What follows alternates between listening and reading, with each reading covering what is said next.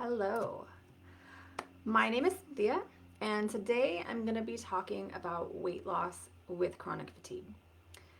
The reason why I want to talk about this is because I did a psychic fair a couple weekends ago, and a lot of the questions that I got from people who wanted readings were around weight loss.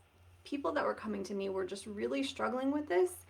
And because it's something that I struggled with so much in my life, and in fact, still thinking about, um, I wanted to give people some insight into what weight loss is all about and what happens when you've got chronic fatigue and sort of the keys, right? Because there's a lot of misinformation out there about weight loss. Some of the things that are out there are helpful, some of them are true, but there's a lot of confusion around the best ways to lose weight because there are a lot of different ways to lose weight. But what I want to talk about today is the correct way to lose weight, the way that's not going to impact your organs and cause future issues for your body, right? So we want to do it the healthy way, the way that your body is actually used to and knows how to lose weight. That's what we want. So if you're watching live, just hop on and say hello. And if you're watching on the replay, just hashtag Warriors Network so that I know that you're here. And feel free to comment if you have any questions as we go along. And I'll be happy to answer them. If you have a question and I don't see it right now while I'm on the live, just go ahead and tag me and I'll come back in and answer the question. So again, my name is Cynthia. I'm an intuitive healer, and I like to combine science with woo to help mature women heal their chronic fatigue naturally. I don't enjoy prescription medication.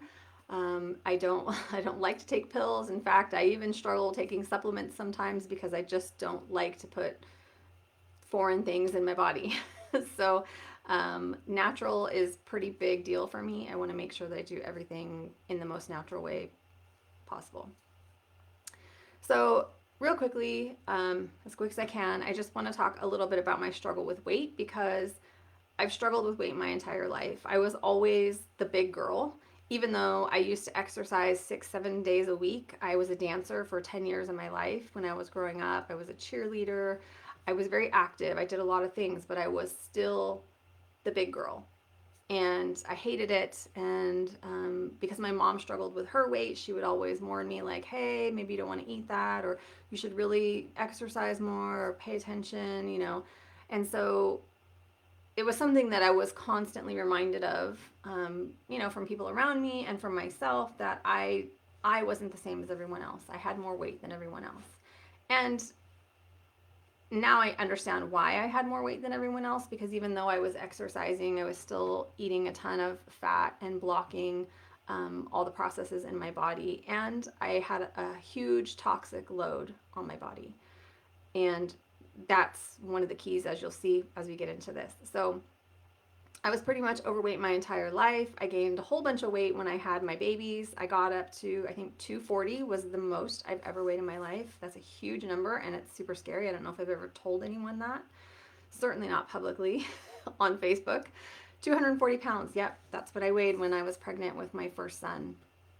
And after that, I lost some of the weight, but once you have a baby, the weight tends to come back into that belly area because it's stretched out, and that's where the weight just automatically goes after you have children.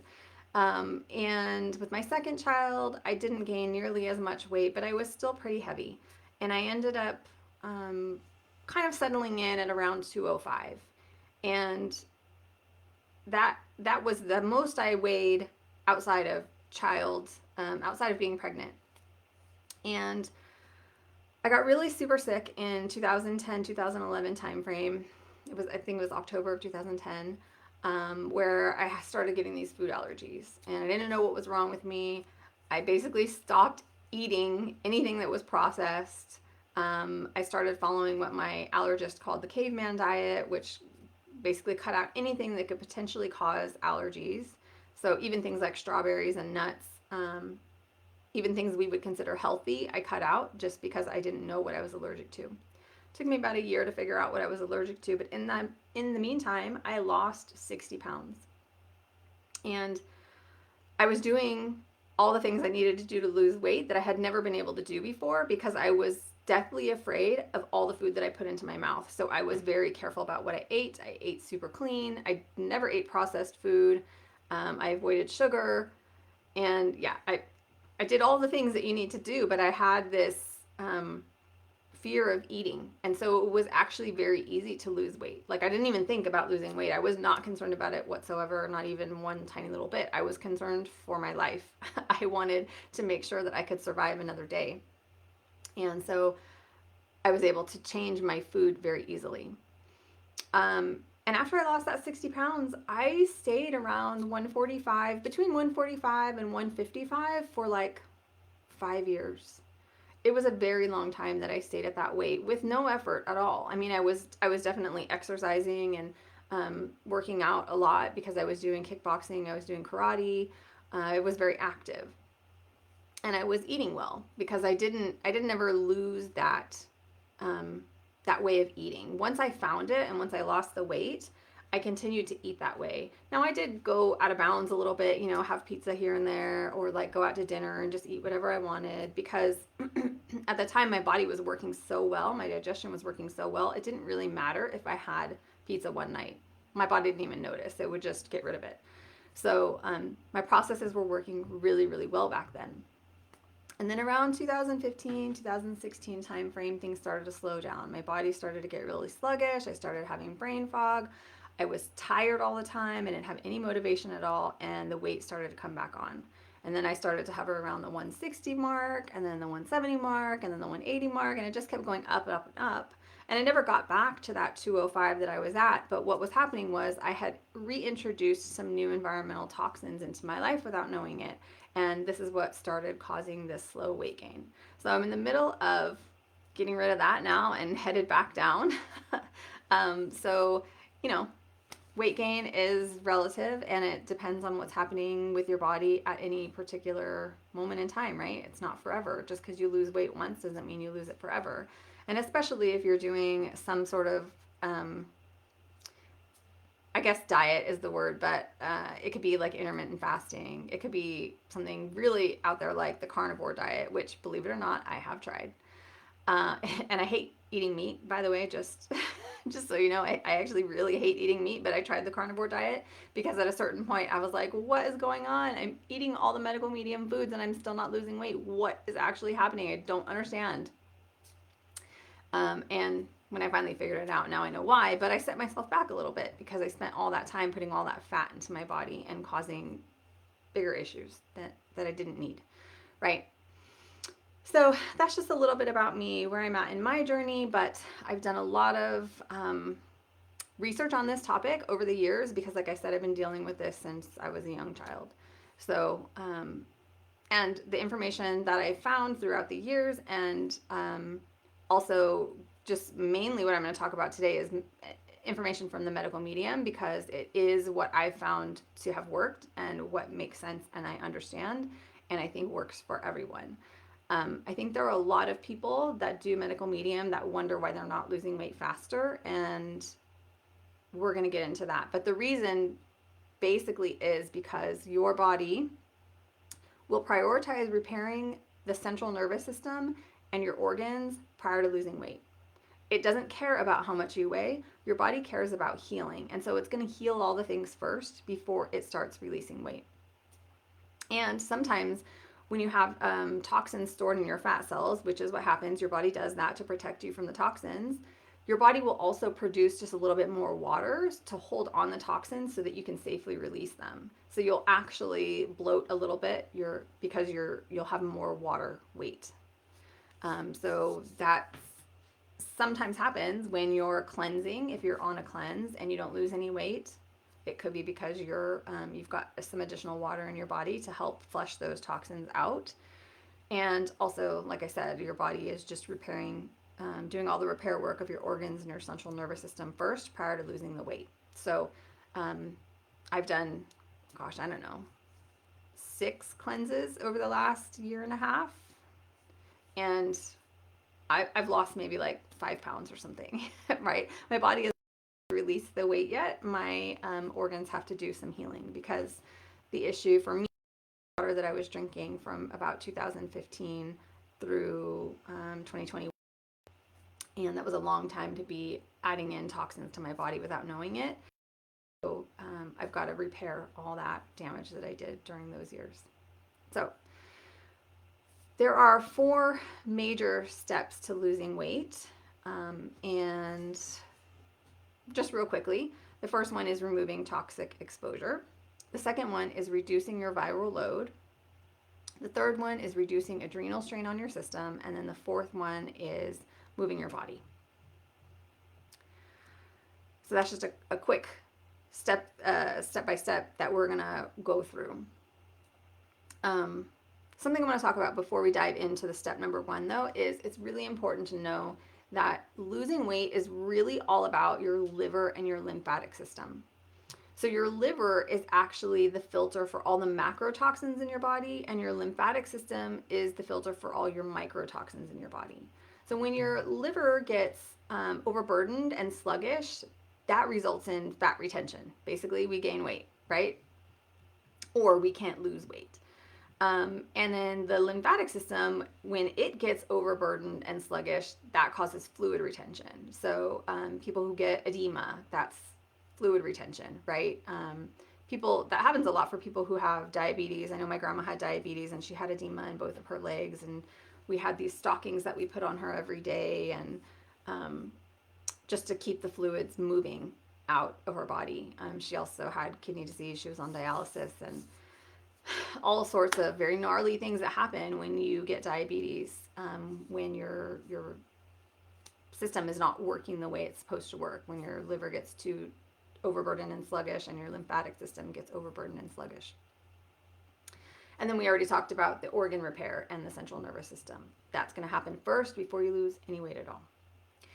So why don't you tell me in the comments, even if you're watching this on the replay, because I'm interested to know, what things have you tried in order to lose weight? It might be a huge list. It might be just 1 or 2 things, but I want to know, because I know that so many people feel like they've tried everything under the sun and nothing worked. And I've been there. I totally get it. I feel like when I was younger, I tried everything under the sun and nothing worked. And I also saw my mom go through that. So there were a handful of years where I just literally refused to try anything, because I was like, I'm not going through all those diets. I saw my mom do 10 of them and she couldn't ever lose weight. And so I'm not going to be able to lose weight because it must be genetic and there's nothing I can do about it. So I'm just going to be fat. That's literally what I thought. So, yeah, tell me in the comments what things you've tried to lose weight. All right, so let's get started. Number 1, removing toxic exposure. So I just did a live on this last week, and we talked all about where the toxins come from, how you get exposed to them, how you can get rid of them, different things you can do to protect yourself from toxin exposure. So I'm not going to go in depth into that today, because otherwise this is going to be a very long live. So if you haven't seen that yet and you would like to see it and you can't find it in my feed in Instagram or Facebook, just tag me and I'll put the link in there for you, or through DM, so that you have it. So you understand the toxic exposure and how to reduce that. That's really number 1. Because what I talked about earlier was how I was doing all the things. I was eating the medical medium protocols. I was cleansing my body. I was moving my body. I was doing all the things right, and I still wasn't losing weight. In fact, I was actively gaining weight a little bit at a time. Minor amounts, but enough that eventually, over a year, it's an additional 10 pounds, right? And so the reason I was gaining was because of this toxin exposure. So you could be doing everything in the world right, but if you're being exposed to toxins, you're going to start gaining weight, because it's your body's protection mechanism. It's literally protecting you from the toxins. Okay, off my soapbox for that one. Okay, number 2, reducing your viral load. So reducing your viral load, the main way to do it is, well, make sure you're washing your hands all the time. Make sure you're not bringing in new viruses. So when you go out and about, just be aware. Wash your hands before you eat, that sort of thing. I know it sounds simple, but really, like, that's where we pick up viruses, is out and about. It's not necessarily in our house with people that we're living with all the time every day, although that can happen. You know, our kids go to school, they pick up a virus, they bring it home, we get it. But it's mainly when we're out and about touching all the things, right? so so just make sure you're washing your hands often. That's the first way to reduce your viral load. But once you have the viruses in your body, the way to reduce that is to really starve them. Viruses eat. That's something that the medical medium talks about that no one else says. That's some information that he brought to the world from SOC, Spirit of Compassion, and he talks about viruses eating. And what do they eat? They eat all those troublemaker foods like eggs and dairy and gluten and canola oil and natural flavors and citric acid, all these things that they eat that we want to avoid so that we don't feed them, because by starving them then they die off eventually, and then you have a lower viral load, and so then your organs can start working properly again, right? So I also have another post that talks all about the troublemaker foods, and Anthony Williams lists them in levels. I think it's levels 1 through 5 plus like a bonus level. And so the first set of things that are like the most important to take out are like gluten, dairy, eggs, those sorts of things. And then level 2 is, I think, might be like canola oil and pork. And it just goes through the 5 levels plus the bonus level of the things that you should avoid depending on how sick you are, depending on how bad your chronic fatigue is. Like if you're on Mattress Island, you should be avoiding all of them, right? Because those things are really going to wreak havoc on your body. And just by cutting out the foods, it will reduce your viral load because the viruses will die off if you don't feed them. So again, if you haven't seen the Troublemaker Foods post that I put out there and you want to see it, you want the list, just comment below and ask me to tag you, and I will tag you in that post so you have it. It's a swipe file basically called Troublemaker Foods, and it has the list of all the levels. And one thing I want to mention, two things I want to mention about viral load is people often relate weight gain to the thyroid. And the medical medium talks about how it's not really true. The reason why they happen at the same time is because when you have a really high viral load, it impacts both your liver and your thyroid. And so when you have that viral load, it's impacted, and then you have weight gain. But it's not because of your thyroid. It's not because your metabolism is slowing down. It's because of the viral load. So this step number 2, is all about reducing your viral load. And then Epstein-Barr virus is one of the major viruses that can cause liver damage. So it also damages the liver's ability to store things. So the toxins actually get stored in your fat to keep you safe, because the liver basically runs out of storage space. It can only store so many things, and the liver is supposed to be storing good things as well as the bad things, right? So it's filtering all the toxins out of your blood, but it's also storing the good things, the vitamins and the minerals that you need. And so when it gets overburdened, it actually will start storing them together in the same place because it doesn't have any other place to put them. Okay, so number 3, reducing adrenal strain on your system. Okay, this is a really, really big one, and probably the piece that most people don't understand. Adrenaline causes a chain reaction that leads to weight gain. So basically, when there's too much adrenaline, the liver kind of sponges it up, and then it uses old stored hormones to trap and diffuse the adrenaline.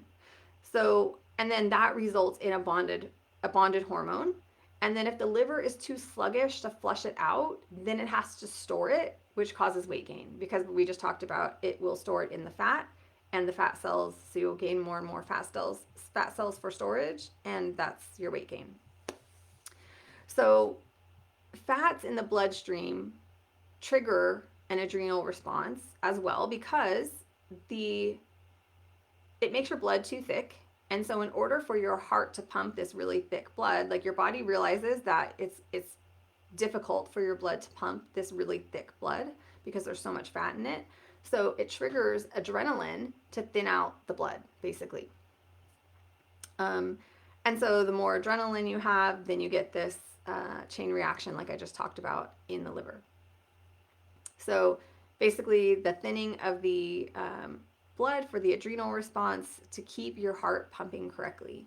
So a lot of people notice when they start getting insulin resistance, they start noticing issues with their heart, um, or even with POTS. Um, that's what happens is your heart is having trouble pumping your blood now, right? So your blood is really thick and your heart's having trouble pumping, and so it causes these weird arrhythmias or skipping a beat, or all sorts of different issues can go on with your heart when your blood is too thick. And fat is the main issue there. Also, emotions equal adrenaline. So the more, and I'm talking about negative emotions because actually the medical medium talks about adrenaline and how there's different kinds of adrenaline. So negative emotions have a much more a harsh acidic adrenaline, whereas positive emotions have a different kind of adrenaline that don't harm your system. So when we have really strong emotions, negative emotions, and we don't process them, we don't allow them out of our body, what basically happens is they just keep going around and around and around, and they keep creating this release of adrenaline. So when you're having a really negative emotion, the best thing to do is not like, don't freak out, oh my God, my adrenaline, I'm gonna get fat. That's not gonna help you. The best thing to do is sit with that emotion and feel it, let it in and let it out. As soon as you let it in, it can go out. But if you don't let it in, if you're constantly like pushing it away, like, no, I don't want to feel that emotion, I don't want to feel it, you're going to just keep it inside your body and it's going to keep circling and creating more adrenaline. So, emotions equal adrenaline. Just remember that. Negative emotions equal the corrosive kind of adrenaline that you don't want. Okay, and then fat and carbs trap the adrenaline in the fat cells. So when you have fat and sugar together, and a lot of people have figured this out because there's a lot of people that talk about food pairing. So when you have fat and sugar together, or carbs, which is basically sugar, when you have fat and sugar together, it traps the adrenaline in the fat cells. And it also blocks your body from taking up the glucose that it really needs, right? Your body runs on glucose, and so when you've got too much fat, the fat actually blocks your body from taking up the glucose that it needs, and then so you're craving more sugar because your body's like, well, I really need glucose. And the more sugar it needs, the more sugar you eat, and the more it's blocked, that's where you get insulin resistance. So basically your blood sugar goes up because your body's not utilizing the glucose that you're putting into it because it can't, because the fat is in the way. That's a critical piece. And a lot of people do talk about insulin resistance. I'm not sure that any of them explain it or understand it the way the medical medium does. And so that's why I want to share it with you, because it's a key piece, right? Anybody who's had that afternoon crash, anybody who's felt jittery after they've eaten sugar, like a hypoglycemic kind of thing, this is what's happening. Okay, so I have a lot of notes here. I just want to make sure I'm staying on track. So feeling the emotions and letting them move out quickly instead of holding on to them. We talked about that. Because like I said, they just keep circulating around and around and around, and you have more adrenaline, and it's not helpful. So is this making sense for you? If you're watching on the replay, if you're watching live, just drop in the comments like, yes, this makes sense, or no, I'm confused. If you're confused, ask your questions, and again, tag me if you're watching on the replay. That way I know to go back and answer your questions. Okay, and then number 4, moving your body. So I've read a ton of information about exercise and weight loss, and there's a whole host of people out there that say exercise has nothing to do with weight loss and it's all about what you eat. So I sort of agree and I sort of don't agree, right? Because I had a lot of times in my life where I was exercising a lot and I was still gaining weight. Like I said, I had an increase in environmental toxins and I didn't know it. So even though I was exercising, I was still gaining weight. The thing that exercise does for you, number 1, it's really super helpful for your mental health. Like, it will give you all the endorphins and the happiness that you need to keep moving through your day. Where movement gets tricky for people with chronic fatigue is once you're in the state of chronic fatigue, you don't actually have energy to move your body. You have zero motivation to get up out of bed. You're literally on mattress island. So it's really difficult to get your body moving. But what it does for your body in terms of weight loss is it brings in oxygen to the blood and to the liver. And the oxygen is desperately needed by our body, right? We're made up of water and we take in air every second of every day. If you saw my post this morning, I was talking about air, how we breathe it in every minute of every day, every second, every minute, every day, all day. So air is super important. We need oxygen in our body to make all the processes work. We need that oxygen, and that's what movement does for you. The trick is keeping your movement nice and easy so that you're not introducing more adrenaline into your system. When you're in this state of with adrenaline issues, like I was just talking about in step number 3, what happens is you start exercising really hard because you're like, oh yeah, I'm so tired of this weight, I'm gonna get rid of it and I'm just gonna go all out and exercise. You introduce new adrenaline into your system and then you're setting your liver back.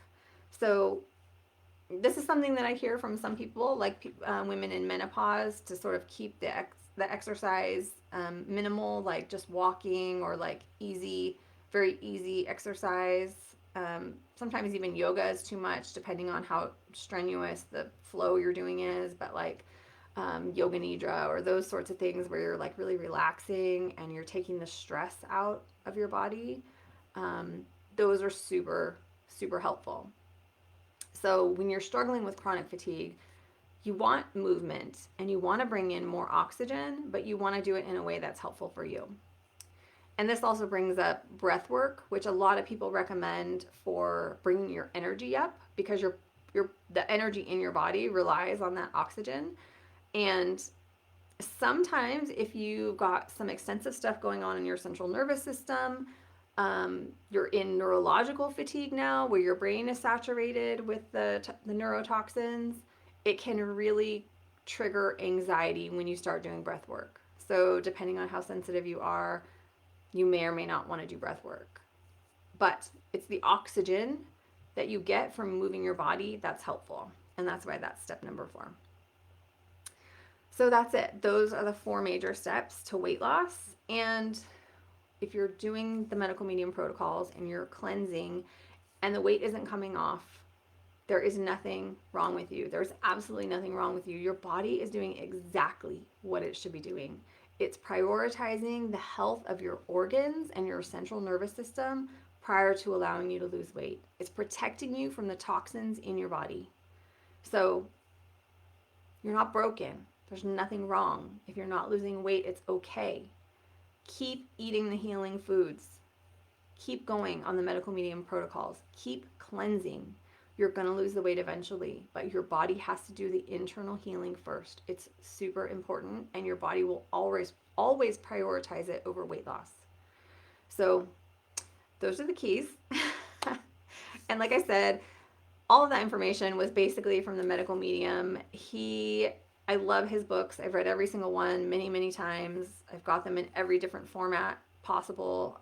I've got notes all over them, and I'm constantly rereading them to make sure that I'm putting out the most accurate information for you guys on healing with chronic fatigue. So his information is free. It's in his books. If you can't afford the books, you can literally go to the library and check out his books for free. And all the information is in there. Or you can just keep watching me and I give away all the information for free.